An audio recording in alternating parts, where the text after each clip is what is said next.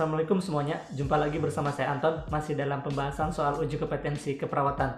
Kali ini kita akan membahas soal manajemen keperawatan.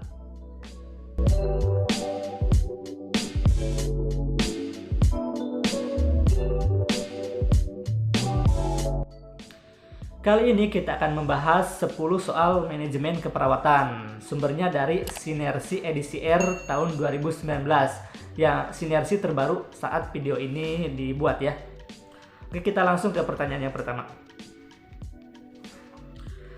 Perawat mendapatkan gambaran kondisi pasien yang menjadi kelolaan dari ketua tim saat pre-conference. Salah satu pasien dalam kondisi kebersihan diri dibantu, ambulasi dibantu, pengobatan lebih dari sekali, pemasukan dan pengeluaran intake cairan diminta untuk dicatat. Perawat diminta untuk segera memberikan asuhan keperawatan pada pasien setelah konferensi selesai. Pertanyaannya, apakah tindakan keperawatan selanjutnya pada masalah tersebut?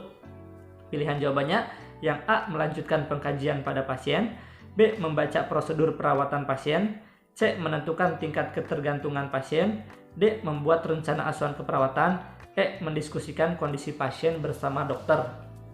Nah, kata kunci dari soal ini yaitu memberikan asuhan keperawatan. Nah, untuk memberikan asuhan keperawatan, kita mengenal 5 proses ya, 5 proses dalam memberikan asuhan keperawatan. Yang pertama pengkajian, yang kedua menentukan diagnosa, yang ketiga menentukan intervensi, yang keempat melakukan implementasi, yang kelima melakukan evaluasi. Nah, berarti dalam hal yang pertama yang dilakukan saat melakukan asuhan keperawatan yaitu melakukan pengkajian. Di sini di mana pilihan jawaban yang melakukan pengkajian? Jawabannya adalah yang A. Oke, cukup jelas ya pertanyaan ini. Lanjut ke soal nomor 2. Perawat baru ditempatkan di ruang rawat inap penyakit bedah ditegur oleh ketua tim karena dianggap terlalu lama dalam menyiapkan peralatan tindakan untuk tindakan perawatan luka. Perawat tersebut menjelaskan bahwa ada peralatan yang perlu diperiksa ketersediaannya terlebih dahulu. Pertanyaannya, apakah tindakan selanjutnya dari ketua tim? Yang A. melakukan pendampingan, B. mengevaluasi kemampuan perawat baru, C. memberikan orientasi ulang persiapan tindakan, D. menunjuk perawat senior memberikan bimbingan, yang E. menyusun program monitoring untuk perawat baru. Nah, di sini jawabannya yaitu yang B. mengevaluasi kemampuan perawat baru.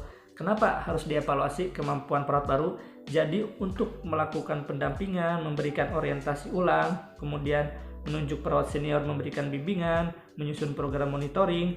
Nah, ini semua harus dievaluasi dulu kemampuan perawat baru tersebut. Dan setelah dievaluasi, baru kita tahu apa sih tindakan selanjutnya buat perawat baru tersebut. Oke, cukup jelas. Pertanyaan nomor 3. Hasil survei tentang lama rawat pasien di ruang penyakit dalam didapat data 3 pasien dirawat selama 4 hari, 5 pasien dirawat selama 7 hari, 7 pasien dirawat selama 4 hari, 5 pasien dirawat selama hari. Berapakah nilai ALOS pada hasil survei? Nilai ALOS itu yaitu rata-rata lama pasien dirawat. Dengan rumusnya jumlah lama rawat dibagi jumlah pasien keluar. Berarti di sini dibagi jumlah pasien saat ini. Nah, kita hitung sama-sama. Yang pertama, 3 pasien dirawat selama 4 hari. Berarti 3 dan kurung dulu ini ya, kali 4 tambah 5 pasien dirawat selama 7 hari. Berarti 5 kali 7 tambah 7 pasien dirawat selama 4 hari. Berarti 7 kali 4 ditambah 5 pasien dirawat selama 5 hari tambah 5 pasien dirawat selama 5 kali 5 dibagi jumlah pasien, berarti 3, 5, 7, 5 ya. 3 tambah 5 tambah 7 tambah 5. Nah, hitung 3 kali 4 itu 12 tambah 5 kali 7 itu 35 7 kali 4 itu 28, 5 kali 5 tambah 25 dibagi 3 tambah 5 8, 8 tambah 7 15, 15 tambah 5 20. Berarti kita jumlah lagi, 12 tambah 35 itu 47, 47 tambah 28 75, 75 tambah 25 itu 100 dibagi 20, 100 dibagi 20 itu 5. Jadi jawabannya adalah 5B ya, yang B. Oke, lanjut ke soal nomor 4. Perawat dinas siang meminta izin tidak masuk kerja kepada kepala ruang karena keperluan keluarga, yaitu mengikuti undangan pengarahan minat bakat anak di sekolah anaknya. Kepala ruangan menjelaskan pada perawat tersebut bahwa bor ruang rawat mencapai 90% dan mayoritas pasien pada tingkat ketergantungan parsial. Kepala ruangan meminta perawat tersebut tetap datang sesuai jadwal dinasnya. Pertanyaannya, apakah tindakan selanjutnya dari perawat tersebut?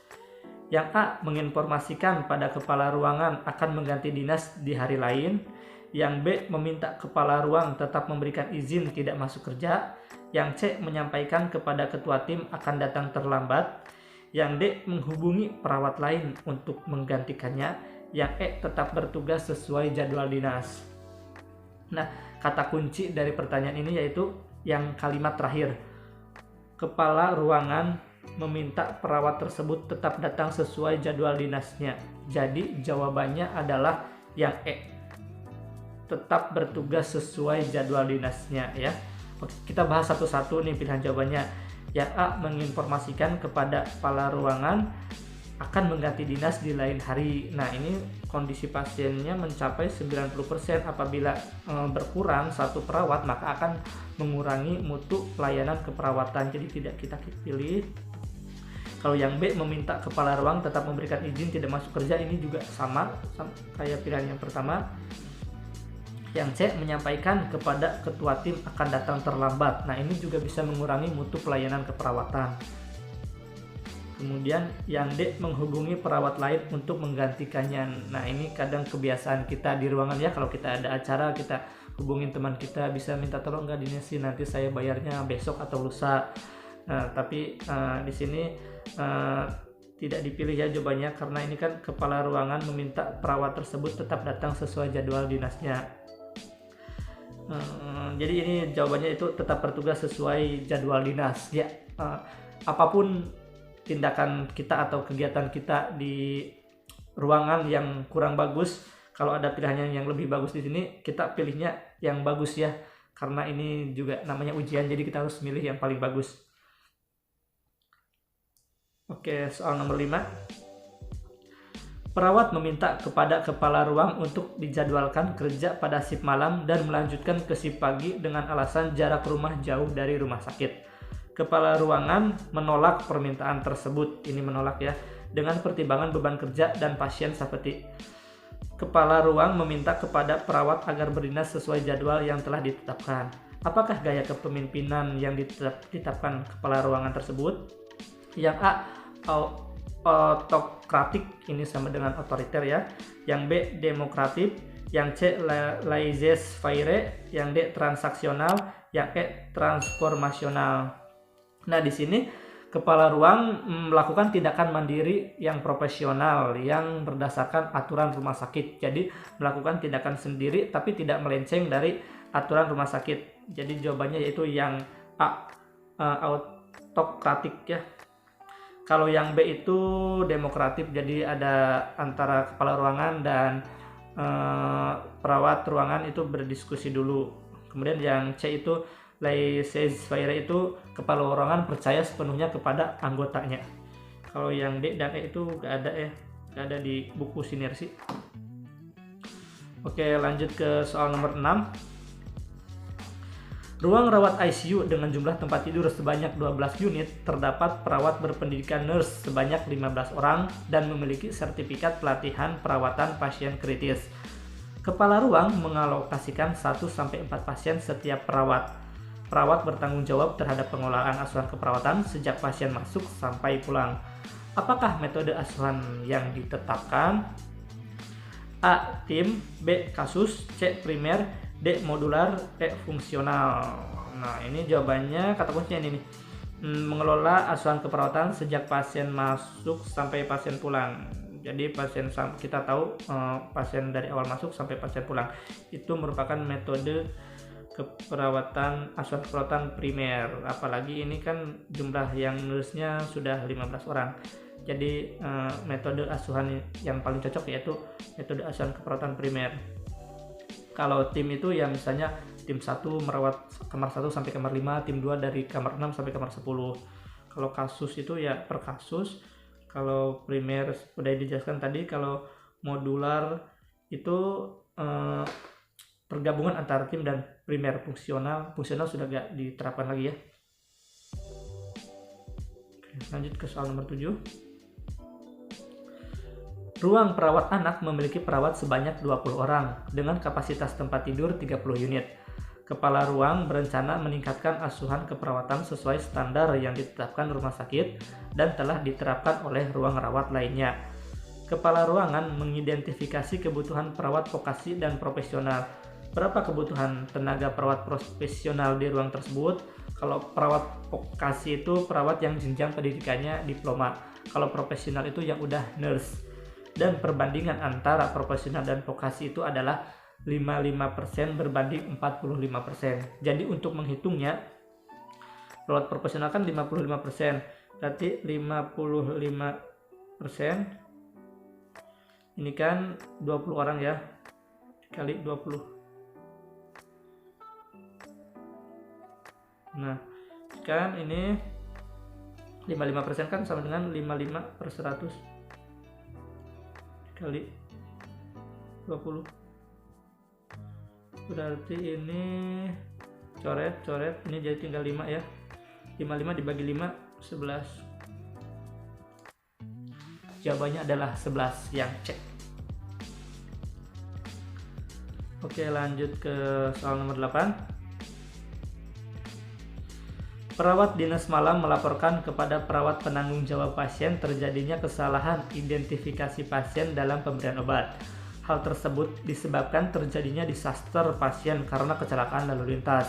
Kedua perawat tersebut bersepakat untuk melaporkan kejadian dan penanganan kepada kepala ruangan saat timbang terima pasien dan akan mengusulkan tindakan pembahasan bersama perawat lain. Apakah jenis kegiatan yang tepat dilakukan pada kasus tersebut? A. Konferensi. B. Laporan pagi. C. Ronde keperawatan. D. Komunikasi esbar. E. Diskusi refleksi kasus. Nah, kata kuncinya di sini kan ada kejadian ya. Kejadian itu sama dengan kasus ya. Jadi yang paling tepat adalah diskusi refleksi kasus. Jadi diskusi refleksi kasus itu kita merefleksikan kasus yang terjadi, baik kasus yang positif atau kasus yang negatif. Di sini bertujuan untuk meningkatkan mutu pelayanan asuhan keperawatan. Oke, soal nomor 9. Perawat primer dan perawat asosiat dinas pagi sedang menerima laporan di nurse station dari perawat asosiat dinas malam tentang kondisi pasien, dan setelah laporan selesai berkeliling ke ruang rawat untuk memastikan kondisi pasien. Perawat primer melakukan identifikasi permasalahan pada pasien untuk memastikan arahan asuhan perawatan yang akan diberikan pada perawat asosiat. Apakah bentuk kegiatan yang dilaksanakan perawat primer tersebut? A. Timbang terima. B. Diskusi refleksi kasus. C. Ronde keperawatan. D. Audit keperawatan. E. Credentialing. Nah, ini kan kata kuncinya ini dinas pagi menerima laporan dinas station dari dinas malam ke dinas pagi ke dinas malam, kan berarti operan ya, dalam istilah kita operan sama dengan timbang terima, serah terima. Operan, serah terima, timbang terima itu sama. Soal terakhir. Seorang perempuan berusia 35 tahun dirawat selama 2 hari dengan keluhan sesak napas. Perawat primer melaporkan kepada dokter penanggung jawab pasien bahwa pasien masih sesak napas. Perawat telah melakukan pemberian posisi semi-Fowler dan obat sesuai saran dokter. Apakah tindakan selanjutnya dari perawat primer? A. Merekomendasikan pemberian oksigen pada level maintenance. B. Mendokumentasikan komunikasi esbar yang dilakukan. C. Mencatat latar belakang permasalahan pasien. D. Menunggu saran perawat konsultan. Yang E. Menyampaikan hasil pengkajian. Nah, ini adalah kasus komunikasi SBAR. SBAR itu situation, background, assessment, dan rekomendasi. Nah, di sini perawat, nah ini kan kata kunci di sini nih. Perawat telah melakukan pemberian posisi semipolar dan obat sesuai saran dokter. Berarti perawat sudah melakukan assessment. Yang setelah dilakukan assessment yaitu kan SBAR, situation, background, assessment, R-nya rekomendasi. Berarti pilihan tindakan selanjutnya yaitu merekomendasi. Mana pilihan di sini yang merekomendasikan? Itu yang A berarti ya, merekomendasikan pemberian oksigen pada level maintenance. Oke, itu saja yang bisa saya sampaikan hari ini. Terima kasih telah menonton videonya sampai akhir, dan apabila ada masukan silahkan tulis di kolom komentar ya. Oke, saya pamit dulu. Assalamualaikum warahmatullahi wabarakatuh.